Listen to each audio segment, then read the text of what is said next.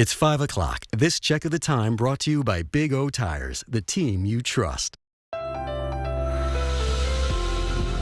Hi, I'm Kate Cagle, and this is your Spectrum News 1 update. LA County health officials are warning people about the risk of large gatherings ahead of Labor Day weekend. Health officials caution cases can resurge if people don't social distance. SoCal saw a sharp uptick in cases during the 4th of July weekend, and officials are hoping to prevent that from happening again. The Oakland Athletics are postponing their game against the Houston Astros on Sunday after a member of the team tested positive for coronavirus. The game was called off less than 4 hours before the scheduled first pitch. The Athletics general manager isn't sure when the A's will play again. Dozens of fans held a vigil in Lamart Park in memory of Chadwick Boseman, the 43-year-old actor known for his starring role in Black Panther. He died of colon cancer Friday. Boseman would film movies in between surgery and chemotherapy. And that's your Spectrum News 1 update.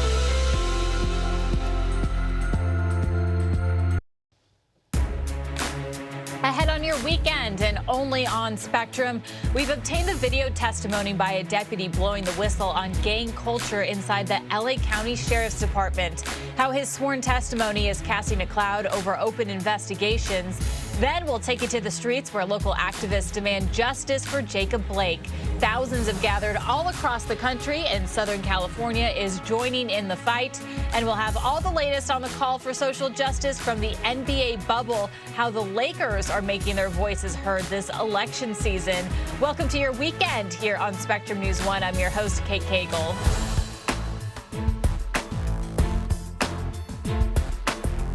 On Sundays, we go beyond the headlines and take a deeper look at the issues that affect your community. And our lead story tonight, disturbing allegations of gang culture inside the LA County Sheriff's Department. We've obtained the sworn testimony of the deputy who blew the whistle on it all and is now paying the price. Deputy Art Gonzalez is a documented hero, a former Marine who became a deputy, rewarded by the LA County Sheriff's Department with the Medal of Valor in 2018 for saving the life of a 4-year-old boy. The time is 10:59 and we are on the record. Okay. Now he's sounding the alarm of a group of 15 officers inside the Compton station with matching tattoos, allegedly known as the Executioners. I now call them a gang because that's what gangs do.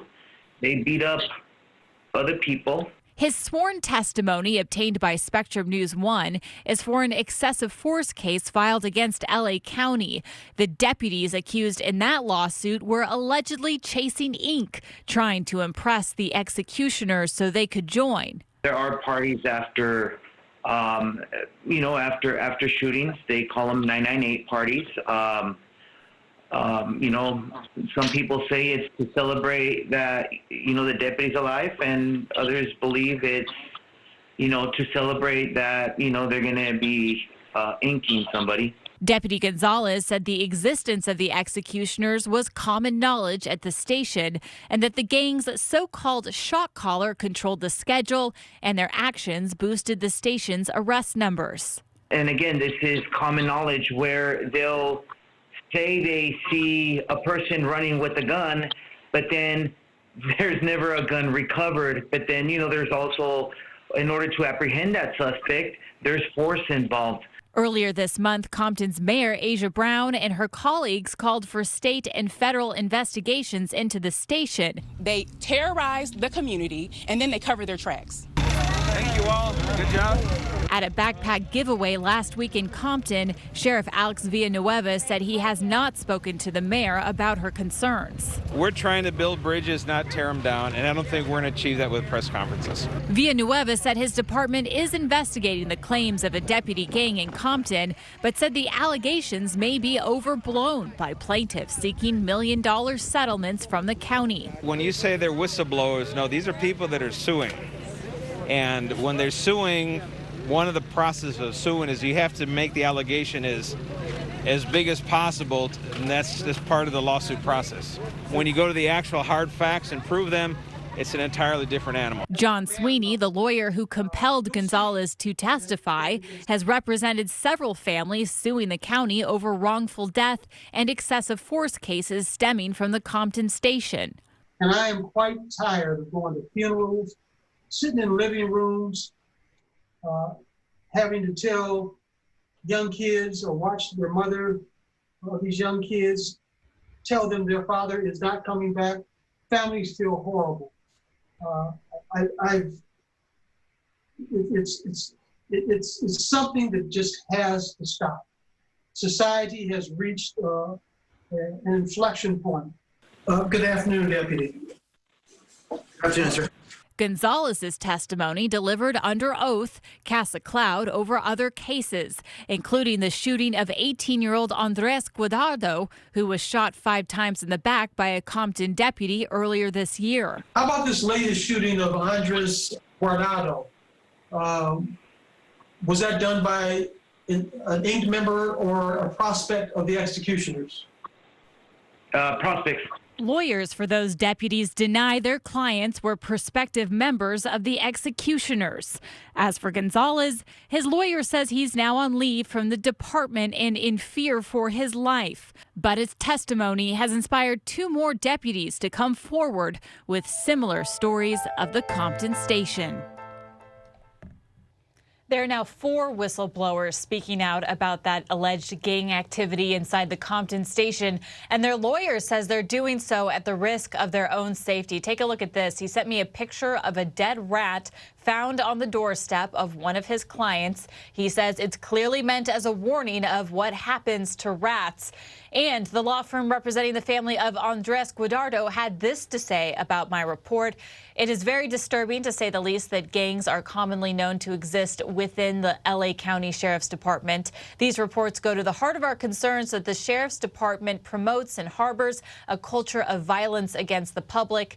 Make no mistake, we have every intention of conducting a thorough investigation into the potential involvement of any Sheriff's Department's gang in the shooting of Andres Guadardo. We will not rest until the facts surrounding the shooting come to light. By the way, I did reach out to both of those deputies' attorneys.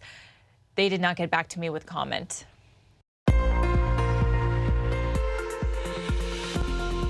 Well, weather has been perfect this weekend around the Southland. Our temperatures have been cooler than average for this time of year, and you can see plenty of people out at the beaches enjoying the weather outside, because that is a place to be. Our temperatures into the 70s out there, and you can even see water temperatures in the upper 60s to lower 70s as well. So really can't ask for more perfect weather for the last weekend of August here, and you can even see our temperatures a little bit cooler than what we saw at this time yesterday. So like I said, below average temperatures, we're going to enjoy them while we have them, because that trend is going to be changing fairly quickly as we head into our day tomorrow. Our temperature is going to be similar to what we're seeing today, so still remaining below average for Burbank by 4 degrees there. LAX still 5 degrees below average. We'll go with a forecast high of 70 tomorrow, and then even Ontario 90 degrees there, 3 degrees below average for the temperatures we normally see this time of year. And you can see that's where these temperatures begin to warm up, is by the middle of the week. And look at those temperatures by Saturday and Sunday in Van Nuys. We're going to talk about that heat up and a chance for some thunderstorms coming up in a bit.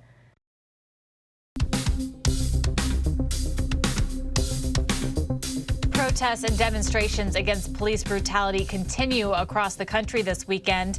In Portland, a person was shot and killed as Black Lives Matter protesters and Trump supporters clashed in the streets.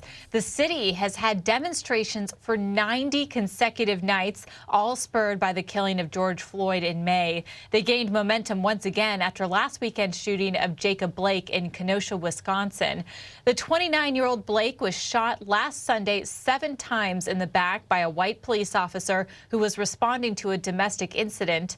Late last week, the Wisconsin Department of Justice released a statement with their initial findings, saying that Blake had a knife in his possession at the time of the shooting.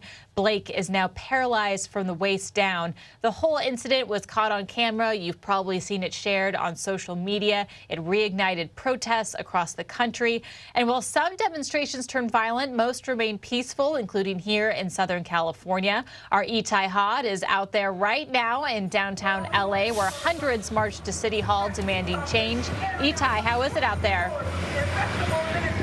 Yeah, hi, Kate. Yeah, this demonstration started at around 3 p.m. Organizers tell us about 180 people have shown up here in reaction to the shooting of Jacob Blake. They're telling us that they're calling for the end of police brutality and defunding the police. This has been organized by the Party for Socialism and Liberation here in LA, as well as a few other groups, including Black Lives Matter, Pasadena. We spoke to one of the organizers, a young man by the name of Thomas Centeno, who told us he's an artist. He was trying to find a way to contribute, didn't think he had any useful skills. Turns out he did. Take a look. Across the country, people are drawing inspiration from protests. But right here in LA, Thomas Centeno's inspiration is from drawing itself. I never thought I'd use my artistic skills for an organization or a mobilization or demonstration like this before. He's an animation designer, and in the wake of the police shooting of Jacob Blake in Wisconsin, he's using his talent to make eye-catching signs for a City Hall demonstration. You want to be able to get that message across clearly, right? So you want to see it from a mile away.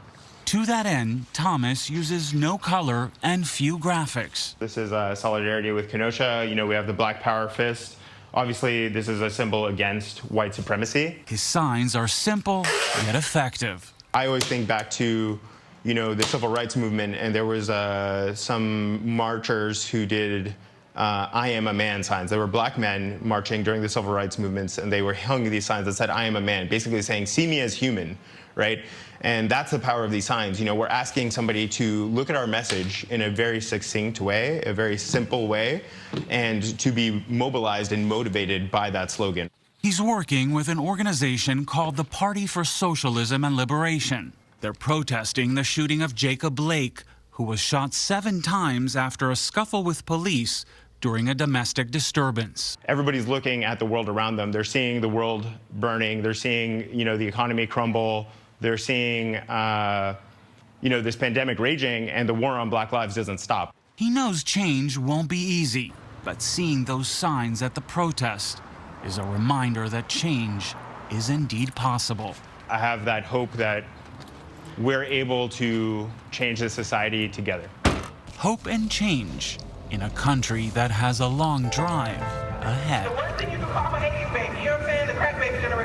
Once they're done speaking, Kate, their protesters are expected to march down Spring Street, take a right on either 5th or 7th, and then return through Broadway. Kate, back to you. Hey, Ty, are people still wearing masks out there and social distancing amid all of this? Yes, I walked around. I can tell you I have not seen a single person who did not wear a mask. Most people are adhering to social distancing, trying to keep at least 6 feet apart, though not everyone. But for the most part, people are being both safe and responsible, Kate. All right, and you too. Thank you so much, Itai, for joining us in that report. Well, if you live in LA County, you'll be able to vote or just drop off your ballot at the Staples Center this year. This is all part of an agreement between the NBA and the Players Union. As you know, it all started when players refused to play earlier this week. They're taking a stand against police brutality in solidarity with Kenosha, Wisconsin, where police shot Jacob Blake in the back last weekend. And here's the good news. Lakers got back on the court and solidified their spot in the next round of playoffs. They eliminated Portland with a 131-122 victory. Our Chris McGee from Spectrum Sportsnet has his one takeaway on the Lakers' impressive win.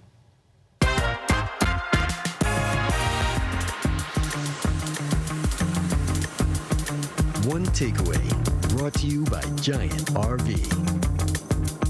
After an emotional few days in the bubble, it was time to get back to basketball. The Lakers did so in style, knocking off the Blazers and advancing to the second round of the NBA playoffs. My one takeaway, 1 series down, 3 to go.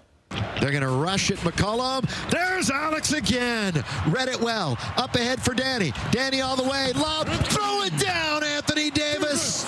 121-112. Timeout, Portland. The Lakers looked sluggish after not having played a game since Monday, but a superhuman performance from Anthony Davis propelled them to victory. Davis scored 43 points on 14 of 18 shooting. 31 points came in the second half. He and his teammates are starting to find their groove, which is bad news for whichever team they face next. When we play Laker basketball, running in transition, playing great defense against stops, running in transition, playing for each other, playing scrappy. I think we're a tough team to beat.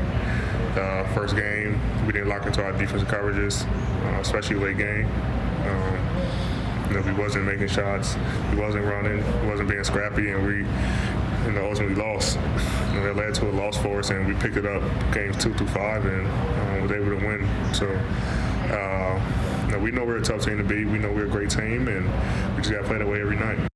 The Lakers await the winner of the Rockets and Thunder series. Game 1 won't be until Wednesday at the earliest. Back to you. Thanks so much for that, Chris. Okay, stay with us. We are just getting started. Coming up, how one SoCal man is coming to terms with his own racist past. And by the way, you can get Spectrum News 1 on the go and watch us anywhere now. Just download the Spectrum News app from the App Store or Google Play. We'll keep you informed on the latest hyperlocal news and up-to-the-second weather where you live. Plus, we'll keep you connected to your community with the kind of storytelling you can only get from us right here at Spectrum News 1. Check it out. Stay with us.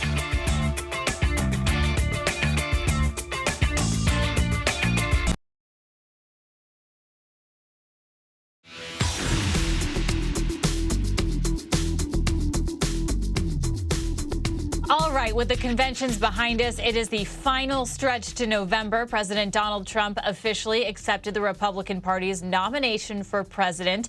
In his speech, if you missed it, he touched on everything from immigration, free speech, the economy, and of course, he did not miss out on a chance to attack Democratic nominee Joe Biden.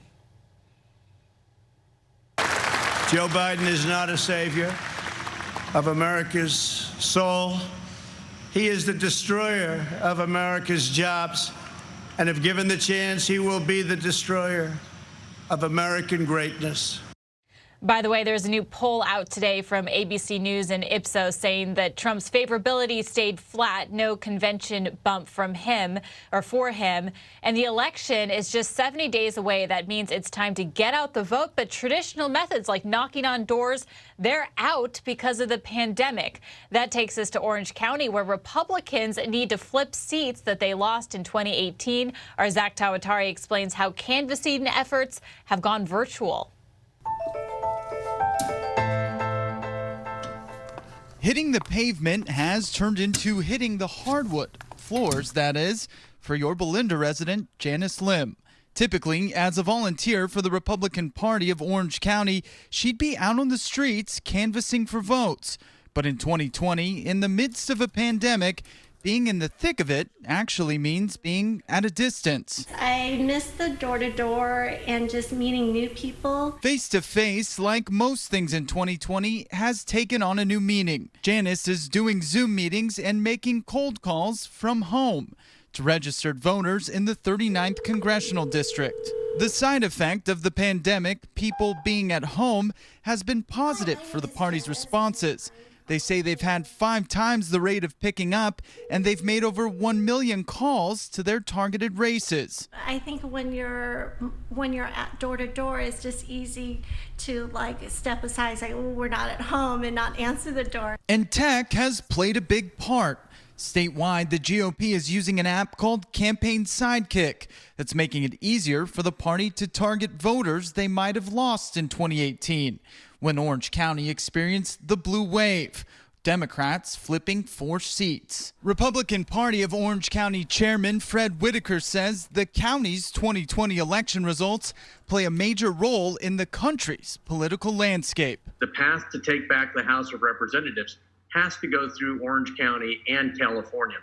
Of the 40 seats that the Republican Party lost in 2018 in suburban districts all around the nation, 7 of them were in California, 4 of them here in Orange County. And while you might think Janice would be tired after all those calls and meetings, she says that being involved in her community is what keeps her going. And that's really energizing because that means that us as individual citizens, we could make a positive change for our community. The party hoping to turn the tide.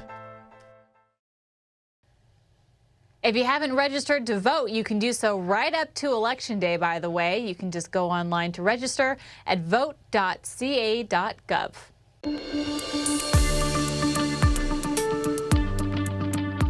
Black Lives Matter is the biggest social justice movement since the civil rights era, and it's forced many Americans to reckon with our nation's history of racial injustice.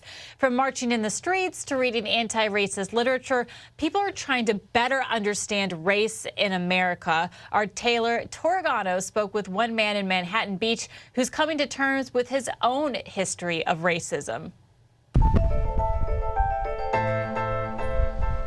Time often has a way of changing our perspective, at least in Bob Perkins' case. I don't think I'm very different. I think my opinions have changed. Bob Perkins is a self-proclaimed racist in recovery. I haven't gotten to where I'm equally at ease with black guys and white guys. I'm not. So it's why I say I'm a hopefully recovering racist. I'm not out of the woods at all. Growing up in an all-white family with all-white surroundings in the 40s, segregation was all Bob knew. He's honest with himself and about his past, recalling a young man in college who had strong views he's now ashamed to admit. I belong to a fraternity. This is all fine white privilege stuff, and my brothers wanted to pledge a black guy. When they did, Bob dropped out of the fraternity, refusing to call a minority his brother, a black man who would probably be very surprised to see this sign on Bob Perkins' balcony today. The 76-year-old can't think of an aha moment, no particular incident that made him realize Black lives do matter. He can only attribute his shift in outlook to time and deep-rooted conversations with people of color. We need to stop killing black people, for starters. That's the immediate goal of the Black Lives Matter movement. But in addition, it isn't just the police, it's the criminal justice system. I've read recent studies that say white families have 10 times the wealth of black families. When George Floyd died at the hands of Minneapolis police, Bob decided to stand in solidarity for all of Manhattan Beach to see. He hung a Black Lives Matter sign just like this one here on his porch. 2 weeks later, it was gone. There is no comparison between the loss I suffered with that little poster. It's not like losing your life. It's not like losing your family. It's not like being sent to jail unjustly or having your family enslaved. It's nothing like that. But I was angry. Someone passing by told Bob they saw a sign identical to his in a trash can 1 block over. When he calmed down, Bob made a new one, then wrote this message to the person who took it. I hope you needed it for a protest in support of Black Lives Matter. In which case, I forgive you completely, though I wish you would have asked my permission first. However, I suspect you stole it for another reason. If so, I'd like to discuss that reason with you. An invitation the thief hasn't yet accepted, but others have. Bob now facilitating the same conversations that gradually opened his own mind. Just because you love America doesn't mean you don't want to make it better. You know, I'd like us to be the America we can be. A country with the courage to be critical of our past for a better future, to change, to decide now is the time. Out with the old and in with the new.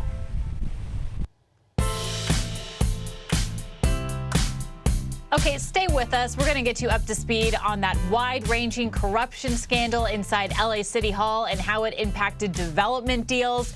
Plus, California has a new plan for reopening businesses, but all that purple, that is not a good sign. How it's going to affect your community. I'm Parker Collins in Long Beach to explain how the union is tracking coronavirus among longshoremen and protecting its members. But before we go, we're going to leave you with a lookout at Hermosa Beach. This is courtesy of our friends over at surfline.com.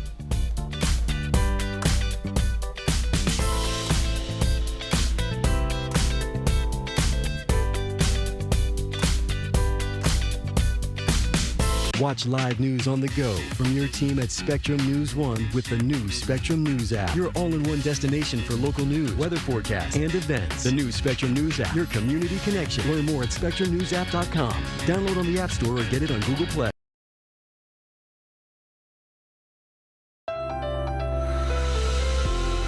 Hi, I'm Kate Cagle, and this is your Spectrum News One update. Foster Farms is shutting down one of its poultry plants in Central California after a coronavirus outbreak left 8 employees dead. Health officials said the company failed to test its 1,400 employees. Nearly 400 workers tested positive for the virus, making the outbreak one of the worst in the state. The plant will temporarily close for a deep cleaning. It's going to reopen in September. More than 25 million people have been infected with COVID-19 worldwide. The U.S. still has the highest number of cases, nearly 6 million. More than 800,000 people worldwide have died since cases were first reported in China last December. The Castaic Lake campground is now open to visitors as crews make progress on the lake fire. It's now 87% contained. It's scorched over 31,000 acres. Full containment is not expected until early September. And that's your Spectrum News 1 update.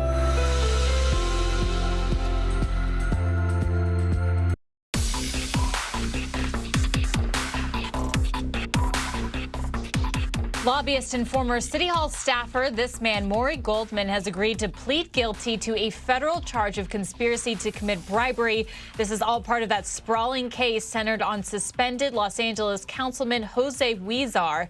He's accused in a pay-to-play scheme involving developers. According to a plea agreement filed Tuesday, Goldman admitted to helping the councilman with a project in the Arts District by securing campaign contributions from the developer. Our Natalie Brunell has more on all the developments. Whenever a new housing development was proposed for the Arts District, Jonathan Gerald says it was his mission to ensure young, low-income artists had a chance to live there. We tried to develop affordable housing for artists, to preserve an arts community in the Arts District, and then we got screwed out of that. Jonathan said there's no better example of the disappointment and betrayal he feels than this stalled development in the Arts District known as 520 Mateo. It's just a big hole in the ground right now. It was approved to be a 35-story, 475-unit apartment complex built by San Francisco-based Carmel Partners, ushered through LA's approval process by Councilman Jose Huizar. Jonathan said he met with both Huizar and a development executive named Niels Cotter and got assurances from them that if he supports the project, affordable units would be a priority. We had asked for, and they had committed to 15% affordable in the units, and then apparently that was sold out from under us by Councilmember Huizar. He turned out to be a lying son of a... The development is referred to in court filings as Project M, and it's one of the central projects being probed by federal prosecutors as part of an alleged pay-to-play corruption scheme involving Huizar, his associates, and real estate developers. In a plea agreement filed Tuesday, first reported by Spectrum News 1, the lobbyist for 520 Mateo, Maury Goldman, agreed to plead guilty to conspiracy to commit bribery and honest services mail fraud, admitting to facilitating a $50,000 campaign contribution from the developer in exchange for Huizar's help getting Project M approved. Court documents say Huizar pushed to reduce the amount of affordable housing on the project. Instead of demanding the 15% for low-income households, he recommended just 6% for, quote, moderate-income residents, saving the developer about $14 million. It was a real betrayal. I mean, it was a kick in the guts. I knew these people personally, and I trusted them. And it turned out that they were crooks. The future of this development and others in the probe are uncertain, but Jonathan hopes there's now a chance to reverse some of the planning decisions to reprioritize affordable housing and help young artists in the area feel secure enough to flourish. They contributed substantially to the city as a whole. It would be of some comfort to know that developers would have to do things that are legitimate. And it would be an even bigger comfort for Jonathan to feel future projects are built on an honest foundation.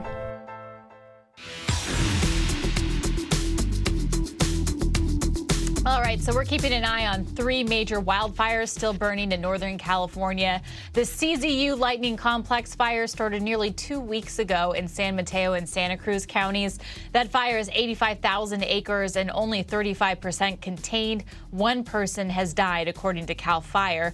Then to the east, we have the SCU Lightning Complex fire. It's burning across 6 counties, including Santa Clara County. That fire is more than 377,000 acres fires. Just look at that. It's only 50% contained. By the way, this is now the second largest wildfire in state history, right behind the Mendocino Complex fire that was back in 2018. And then up north, the LNU Lightning Complex fire is nearly 400,000 acres. It's also burning across 5 counties, including Napa and Sonoma, areas that have just been hit so hard year after year.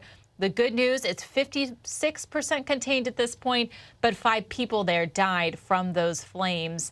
In fact, many families up north, they've been forced to leave their homes. They are now returning to devastation. Our Daniela Pardo has an uplifting story, though. She spoke to an evacuee who was finding strength during this very difficult time, thanks to her community.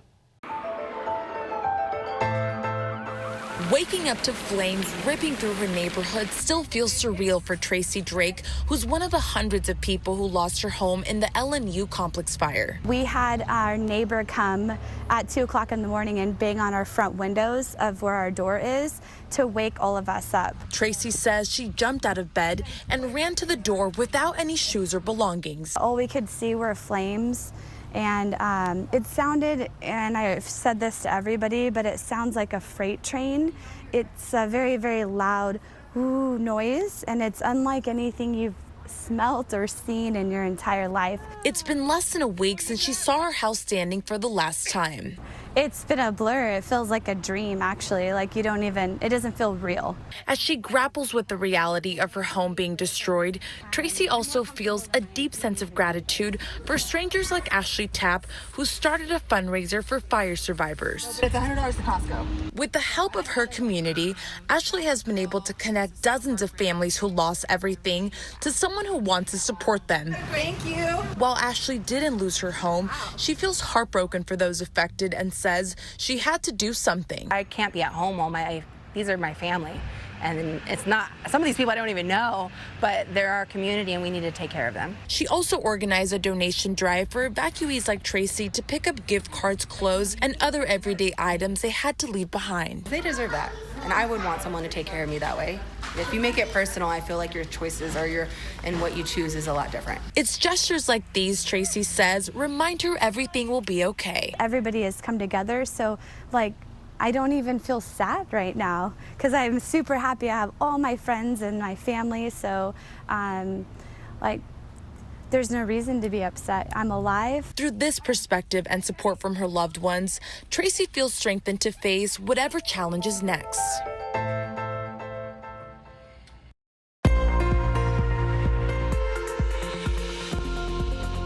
This weekend has been a great weekend to spend it outside. We've seen temperatures below average for this time of year, and it's feeling very comfortable out there. Plenty of sunshine as well. As we head into our day tomorrow, our temperatures continuing to stay below average. So as you can see here, even Lancaster and Palmdale have been warm the last several weeks, but we're going to stay below 100 degrees tomorrow. 83 in Moore Park. Camarillo goes to 75 tomorrow, and even upper 60s for Oxnard and Point Mugu at the coastline there. Down towards the LA County coast and basin, we're looking at upper 60s to lower 70s along the coastline. Further inland, downtown LA goes to 76 tomorrow, so another very comfortable day, like I mentioned. Further east, you can see obviously Long Beach a little bit cooler in the upper 70s, but further inland for areas like in the IE, like San Bernardino, we're going to stay in the 90s tomorrow. So we're going to take those 90s while we have them because we're going to be heating it back up over the next week, even down towards the South Orange County coastline, upper 70s to lower 80s. Further inland, Riverside goes to 90 tomorrow. Lake Elsinore goes to 92. So like I mentioned, enjoy the temperatures while we have it because things are going to be changing a bit. We also have a slight chance for thunderstorms here out towards Palm Springs. Really not expecting it for pretty much anybody else except for those maybe in the San Bernardino County mountains. The reason being we've had high pressure that has been shifted off towards the east. It's going to start to now move a little bit back to the west, and so these thunderstorms we're seeing up in Arizona are going to shift a little farther back as well. So tapping into that monsoonal moisture once again, and there you can see that high shifting back west. Give us a little chance for those thunderstorms as we head into tomorrow, and then really the story for the upcoming week here is this developing ridge of high pressure that's pretty much just going to be sitting overhead for the second half of the week and into our Labor Day weekend. That is going to continue to bring us hot temperatures once again. But as we head into tomorrow, we're waking up with the clouds along the coastline, even into some of the basin and valley locations, pushing back to the coast by the afternoon, leaving us plenty of sunshine. And then we're looking at the chance for thunderstorms out towards Palm Springs. You can see even potentially over in Big Bear as well. The rest of us not looking at that thunderstorm potential, though. We're just looking at the comfortable temperatures there along the coastline, upper 60s to lower 70s, and then even the Basin spots, upper 70s to lower 80s tomorrow, but notice how we warm up into the 90s by next weekend. The valleys starting off the week in the 80s, climbing back to the 90s midweek and into next week, even 100 Saturday, Sunday, i.e. same story. Starting off the week in the lower 90s that we're going to enjoy there because another chance for some thunderstorms even into next weekend, that monsoonal moisture returning, and obviously our temperatures much, much warmer for our Labor Day weekend.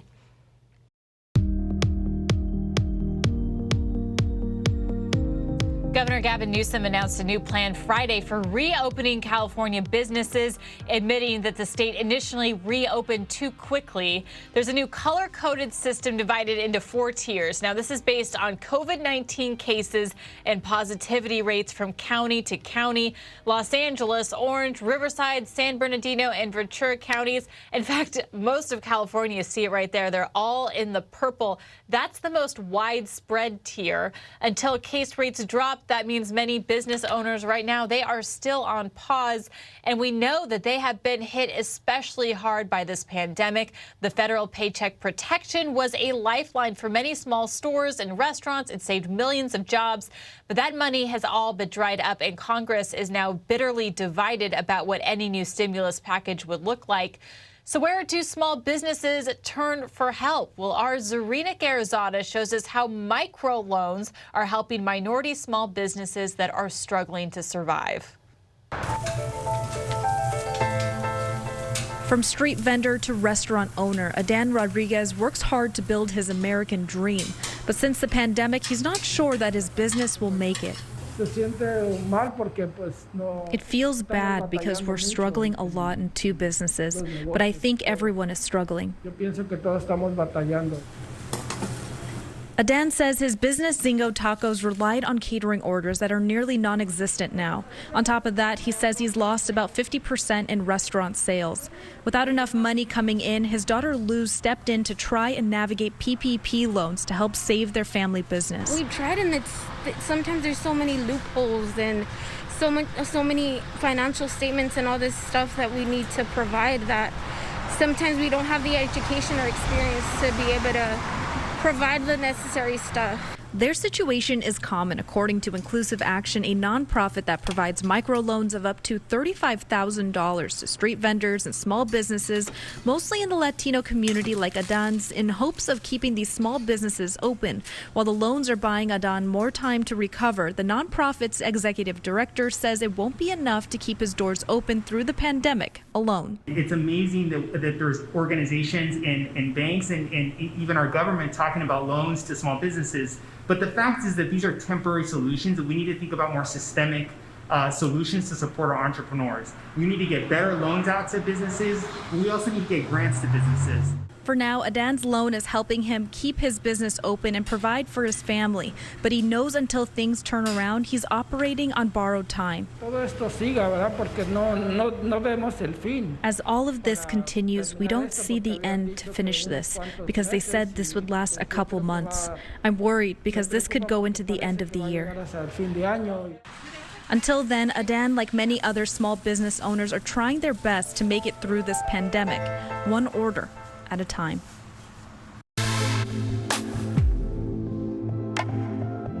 Meanwhile, in the Port of Long Beach, cargo volumes are now at the highest levels of the year, but still behind 2019. Port workers working around the clock amid the pandemic.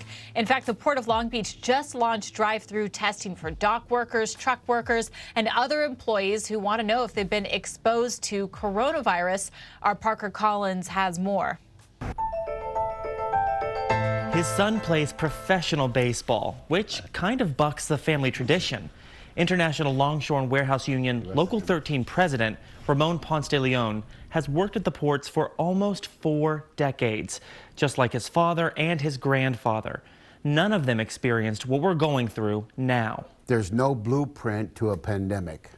Nobody knows what's in the future. Nobody knows how to proceed. Every week, Ramon meets with employers and other union heads.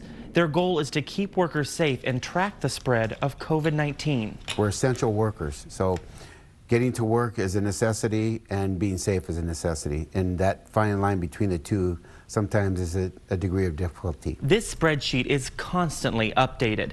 Every line represents a dock worker with a positive COVID-19 test or someone who was exposed to the virus.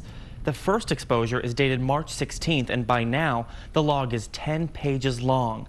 Ramon says they average 5 to 10 entries per week, but there are spikes, especially right after holidays and the recent protests. There are also several clusters where 3 or more physically close workers are exposed or get sick together. Because of this, Ramon and others asked for help. We felt the need to ask the ports because there was nothing available to us here. The Port of Long Beach's executive director, Mario Cordero, helped get funding for 200 free tests daily here at the city's 6th testing site. We're right in the middle of the port complex, so again, whether they work a day shift or a night shift, people would come here and get tested. The risk of coronavirus may never fully disappear. Without us working, the goods that are necessary for the nation won't be distributed. The virus may slow the ports, but it's not stopping the work.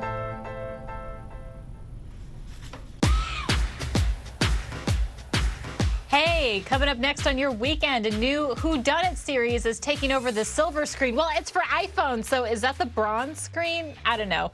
The show is paying homage to Murder, She Wrote. We'll have everything on that coming up. And we're taking a look back at the life and legacy of the great Chad Boseman. Please stay tuned. And don't forget, you can now get Spectrum News 1 on the go and watch us anywhere on that bronze screen. Just download the Spectrum News app from the App Store or Google Play. It will keep you informed with the latest hyperlocal news and up-to-the-second weather where you live. Plus, it will keep you connected to your community and with the stories and storytelling you can only get from us right here on Spectrum News 1. So check it out.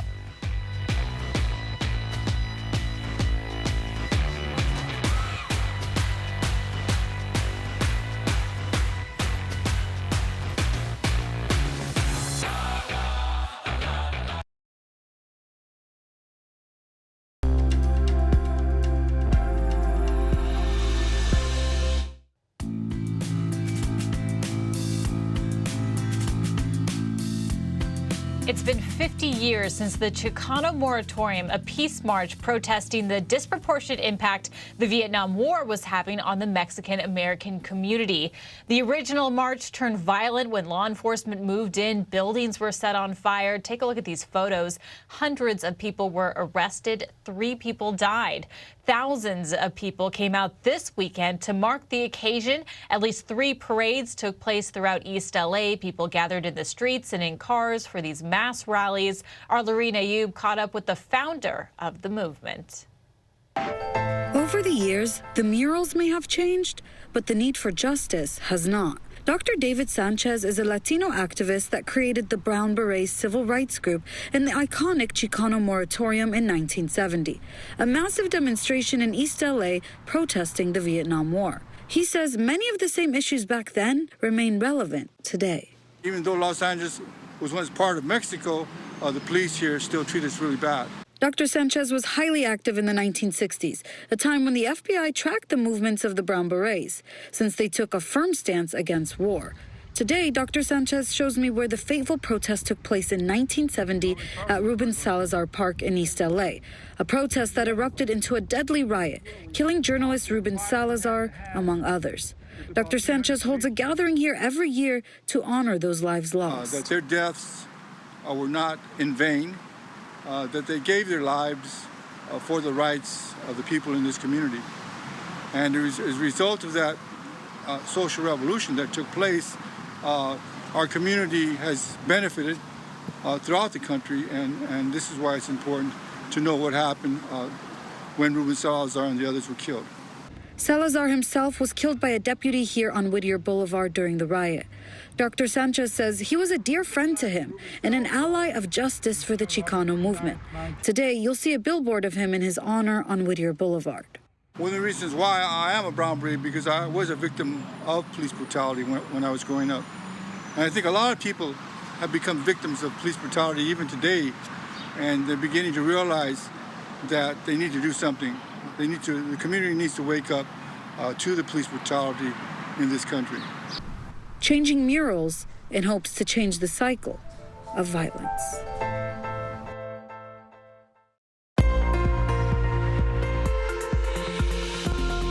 After many hot days for the month of August, we're rounding out the month with temperatures below average out there. And we're going to continue that trend as we head into tomorrow. Oceanside, I should say, goes to 73 tomorrow, 4 degrees below average for this time of year, even below average for Pomona as well. Upper 80s versus the 90s we usually see this time of year. Even Palm Springs as well, one of the hot spots this time of year. 104 tomorrow, we'll take it over temperatures like 120. So in terms of our heat risk, it's fairly low for most areas. That's what the yellow is pointing out. No risk at the immediate coastline. It's going to stay like that again into tomorrow, and then once again even into Tuesday. Obviously a little bit more of a moderate heat risk out towards Palm Springs, where it still is warm with our temperatures up above 100, but overall that's when we're going to start to heat up our temperatures, is following Tuesday. So you can see what the Climate Prediction Center is showing for the first week of September there, the 5th through the 9th, so Labor Day weekend. It's showing our temperatures between 60 to 80% above average. Kate, I'm going to toss it back to you.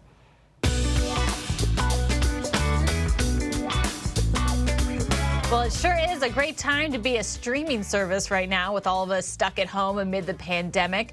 Quibi just launched a new series that's a comedic spin on Murder, She Wrote. In today's Hollywood Speaks, our Bianca Ray takes us inside Mapleworth Murders. People love seeing me, you know? I'm not tooting my own horn right now. But people love seeing me on stuff, whether it's commercials, small platform stuff, big time movies like Spider-Man, Far From Home, or Curb Your Enthusiasm on HBO, or whatever it is. I'm Bianca Ray with the new Hollywood Speaks. This is the latest in entertainment, straight from the stars. JB Smoove co-stars with creator and lead Paula Pell in a new Quibi comedy show called Mapleworth Murders. The whodunit series follows a curious writer, her niece, and then a series of murders in a small, quirky town. Now, it's a sort of homage to the Angela Lansbury Murder, She Wrote series. Both Paula and co-creator John Lutz have been longtime writers on Saturday Night Live. I've written 64 murder mystery novellas. I think I've got this. Paula, who plays Mrs. Mapleworth, also contributed to a couple of Oscar and Golden Globe telecasts and penned the movie Sisters. She says it's a great time to be on television.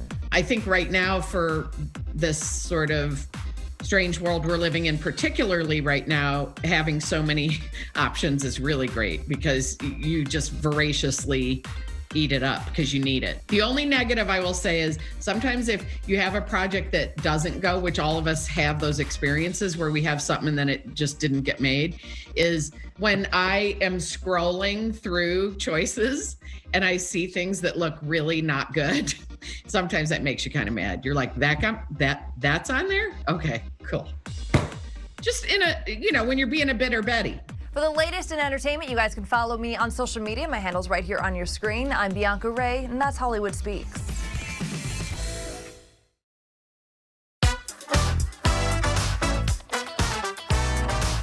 Well, the box office is showing some signs of life, with movie theaters continuing to gradually reopen across the country. The New Mutants won the weekend with a $7 million debut. Okay, not the kind of haul we're used to seeing at the top of the box office. The X-Men spinoff doesn't have a lot of competition, so maybe $7 million is the best we can expect right now in this environment. Remember, major chains like AMC and Regal have only reopened about half their theaters, and even those are at limited capacity. But theaters are still closed here in LA and in New York. Those are the two biggest markets. So we'll see if a bigger movie like Tenet can do a better job getting butts in seats next weekend. But this weekend, there's really only one superhero movie that's on everyone's minds. Son, it is your time. Show me my respect and bow down. You get to decide what kind of king you are going to be. Don't freeze. I never freeze. Oh man, of course we're talking about Marvel's Black Panther. In honor of its late star Chadwick Boseman, ABC, they're going to air that 2018 blockbuster commercial-free tonight, and then they're going to have a special tribute. The 43-year-old died Friday after a very private battle with colon cancer. The shocking news came from his official Twitter account on Friday.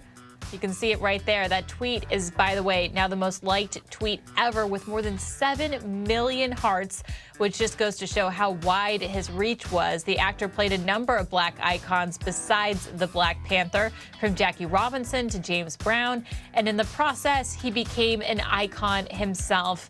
Last night, we saw LeBron James strike this pose. This is the Wakanda Forever pose before the Lakers game.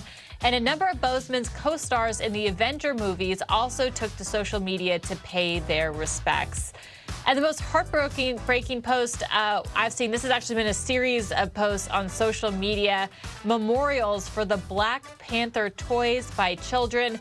It just shows the impact this character, this actor, had on kids who finally got to see a superhero who looked like them. Wakanda Forever.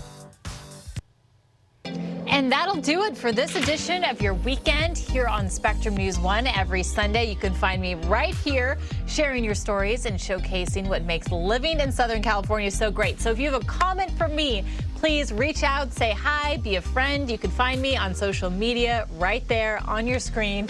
And we're going to leave you with a look out at Manhattan Beach, courtesy of our friends over at surfline.com. There's the music.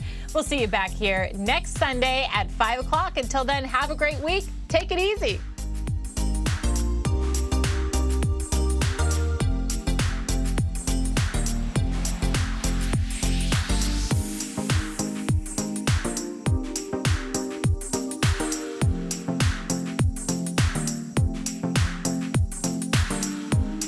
Watch live news on the go from your team at Spectrum News 1 with the new Spectrum News app. Your all-in-one destination for local news, weather forecasts, and events. The new Spectrum News app, your community connection. Learn more at SpectrumNewsApp.com. Download on the App Store or get it on Google Play.